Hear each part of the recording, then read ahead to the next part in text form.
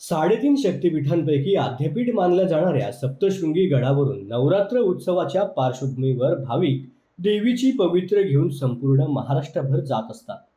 त्याच परंपरेत यंदाही जालना जिल्ह्यामधील भाविकांनी सप्तशृंगी देवीची ज्योत घेऊन मार्गक्रमण सुरू केले.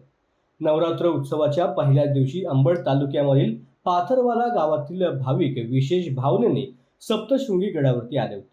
घटस्थापनेच्या दिवशी म्हणजे 22 तारखेला घटामधील दिवा प्रज्वलित करण्यासाठी ही पवित्र ज्योत घेण्याची परंपरा आहे. त्यामुळे गावकऱ्यांनी उत्साहात सप्तशृंगी मातेच्या मंदिरामधून ज्योत आणली असून ती घेऊन जालना जिल्ह्याकडे ते रवाना झाले. यावेळेला काही भाविकांनी देवीच्या चरणी शेतकऱ्यांच्या कर्जमाफी द्यावी अशी मागणी देखील केली आहे. तुमचं नाव? माझं नाव कार्तिक विठ्ठल लांडे. आम्ही राहणार पाथरवाला खुर्द तालुका अंबड जिल्हा जालना. या ठिकाणाहून आमचं यंदाचं पहिलं वर्ष होणी या ठिकाणाहून. याच्या अगोदर आमचं हे 8वं वर्ष आहे.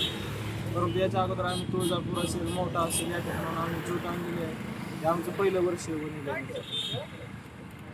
पण भक्ती, श्रद्धा आता संगम आणि तिचं आई सप्तशृंगी आम्हाला शक्ती देते इतक्याला येण्याचं आणि जाण्याचं काय हां, जवळपास 250-300 किलोमीटर आम्ही. काय नाव तुमचं? विलास बाबासाहेब पाटील. हां, देवीला पहिल्यांदा आला?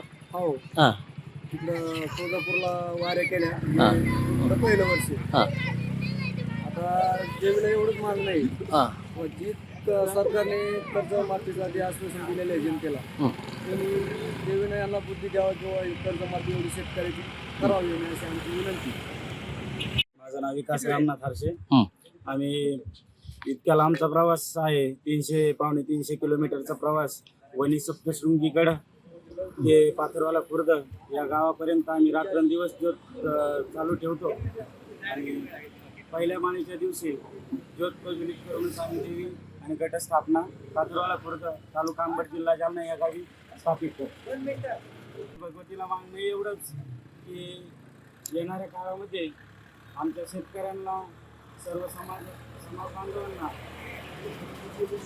सर्वांना या ओल्या दुष्काळाच्या परिणामातून सर्वांना बाहेर निघण्याची शक्ती दे, एवढंच आहे भगवती चरणी.